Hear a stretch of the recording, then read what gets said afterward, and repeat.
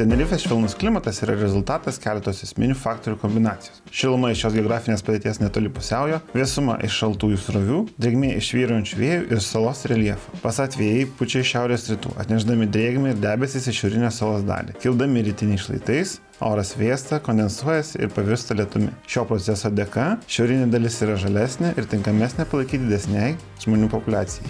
Didžioji dalis lietaus iškrenta centrinėje šiaurės salos dalyje, o pakrantėse esančios žemesnės vietovės mėgaujasi gana sausu ir saulėtu oru. Lyginant su pietumis, šiaurės pakrantėse esančių vietovių temperatūra dėl vyraujančių vėjų yra šiek tiek mažesnė. Pietus mėgaujasi savotiška užuovėja, kurią sukuria Teidės ugnikalnis. Ir tai leidžia orui šilti šiek tiek daugiau nei kitose salos dalyse. Vienas iš svarbiausių veiksnių susijusių su oru, į ką reikėtų atkreipti dėmesį planuojant savo dieną ir veiklą, yra aukštis. Taisyklė labai paprasta. 100 metrų yra lygus minus 0,65 laipsnių. Pavyzdžiui, jeigu atsistojate prie vandens ir planuojate važiuoti į miestelį, kuris yra 600 metrų aukštyje, temperatūra bus apie 4 laipsnius mažesnė. Tad greičiausiai reikės apsirengti šilčiau. Kiekviena salos dalis turi savo atskirą mikroklimatą. Atstumai saloje nedideli, todėl dažnai galima pasirinkti labiausiai tinkamą mikroklimatą pagal esančias sąlygas ir veiklą, kurią norime užsiimti. Jei pasilstame Lietuvos, važiuojame į mišką esantį už pusvalandžio kelio apie 1200 metrų aukštyje. Ten randame rudeninį, drėgną ir gaivų apie 10-12 laipsnių temperatūros orą.